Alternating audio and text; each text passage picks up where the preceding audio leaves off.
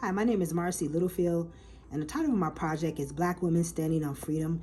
It's a memorial that I designed to dedicate to Black women. So the mission of this memorial is to commission a local artist to create a Black women's permanent memorial with the Smith Museum of Art. What I wanted to do was to give equitable representation of Black women's lives in slavery and their contributions to freedom. And the women that I plan to recognize for this memorial are Phyllis Wheatley, Elizabeth Freeman, Belinda Sutton, and Sarah Parker Redmond.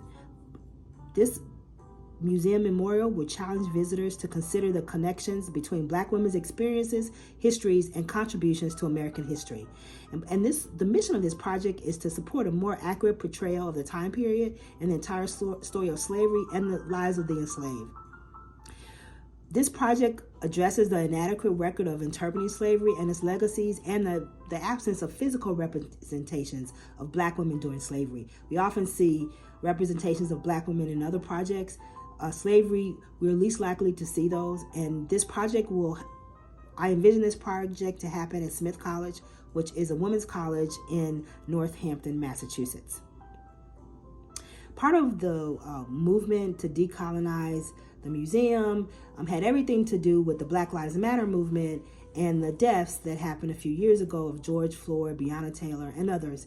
And it was a movement that culminated as a result of the racial violence that Black people experienced during that time. And what it did was, as a result of those movements and a result of everything that happened to protest the way Black people were being treated in the police, called for a whole reformation of just what we did with our monuments, how we memorialize what happened in the past, and what stories our memorials actually tell. So what we saw happening with our memorials in the United States is that there were protests to remove the Confederate monuments and in different places. And part of this removal had to do with this whole racial reckoning of what can we do? How can we really change the narrative that's being told of African Americans? And how can we think differently about our history and tell a different story for African Americans? As a result of that, we have a number of monuments that have come up. The Mary McLeod Bethune Monument, this is one example of one that is a recent monument that was put up in New Jersey, and it's part of a park. This is an interesting monument. The Women's Memorial, the Central Park Women's Memorial is a memorial that also recognizes women's rights pioneers in, this one is in New York. So Sojourner Truth is on there, Susan B. Anthony, Elizabeth Cady Stanton. And so again, this is another example of a women's memorial that has been recognized. But overwhelmingly, a lot of Black women played a part in the history of the United States and the history of what happened. And what I want my memorial to do is to tell that story. Phyllis Wheatley is one of, on the left is Phyllis Wheatley, on the right is Mumbet. And part of what I wanted to do is shed light on the stories of Black women that we don't always see recognized, and to give an additional portrayal to just help dismantle some of the systems of racism that doesn't actually include everybody's story. And that's what I wanted to do with this memorial is to include everybody's story. Phyllis Wheatley is one woman who's recognized in this memorial. She was the first Black woman to publish poetry in 1773, and she championed the ideal of personal liberty. She's from Massachusetts, and she's also memorialized in the Boston Women's Memorial, which is also a famous memorial, but I thought it was important to include Phyllis Wheatley in this project. Mumbet, whose name she changed to Elizabeth Freedom after she got her freedom, she was also a pioneer. Her personal fight for manumission after the Revolutionary War took center stage after she realized that after the American War of Independence, she wasn't free. So she contacted her owner, she contacted attorney Theodore Sedgwick, who agreed to represent her case for freedom. She wins her case, and her case is seen as the catalyst for abolishing slavery in Massachusetts. So it becomes really an important case to think about how a Black woman saw that freedom was happening, but she wasn't free, and was able to really negotiate and have a conversation about what can happen and what should happen as a result of her life. And so she's also one of the women that I want to memorialize in my memorial. Belinda Sutton is an enslaved woman who was enslaved by the Royalists in Massachusetts. She petitioned the court in 1783. Again, this is after the American Revolution. She petitioned the court to get payment for her life as a slave. She was able to get that payment, but her case was important because her case was known as one of the earliest cases of reparations.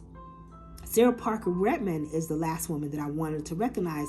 She's really an unsung hero, in my opinion. She fought tirelessly for the abolishment of slavery. She participated in a speaking tour between 1859 and 1861, where she delivered 45 lectures in England and Scotland and Ireland to talk about the slave trade. A lot of people don't know about her, but she was a freedom fighter for women's rights, and she was a true activist. And she is also who I want to recognize in this memorial. The budget for this memorial, I see it being between $1 million and $1.5 million, to include all the project costs, which includes the artist fees, the design services, community engagement, site preparation, engineering, and also an endowment fund to actually maintain the memorial over time. And then, of course, some insurance during the installation process to make sure nothing happens. A few exhibits really informed how I thought about this exhibit. The Mothers of Gynecology exhibit was one in particular. This is a recent exhibit that was put up to make sure to recognize the women that were used in the experiments. The artist here, she said that all of her feelings went into this piece. She wanted to encompass their spiritual pain, mental pain, their physical pain. I see this project as being really an important project to really help think about how I want my project to look at. And my memorial in particular will also represent the lives of other Black women in creative ways, the same way the Mothers of Gynecology Monument does. So this project serves to create a new space for offering a unique opportunity for Smith College to highlight Black women's narratives and their accomplishments to American history. Smith College is located in a diverse area, and the museum is a popular site for the entire state. This project will be a great way to contribute to local history, and it will give Smith College, a women's college, a unique opportunity to participate in history making.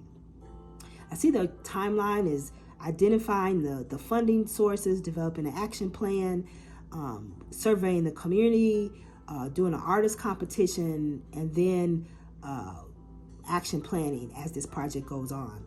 So this memorial will create a unique space to document the actions of Black women in their fight for freedom. It will allow visitors to make their own individual connections to history, and it really speaks to the questions of how do we represent the complexity of American history, how do we transform the way our country's histories are told in public spaces, and how do we add Black women's stories and contributions to public memory. So in summary, the stories of Phyllis Wheatley, Elizabeth Freeman, Belinda Sutton, and Sarah Parker Redmond, as represented by this memorial, will represent the diversity and complexity of American history and our participation in slavery. And this memorial will create a unique space to document the actions of Black women and their fight for freedom during the antebellum. Thank you.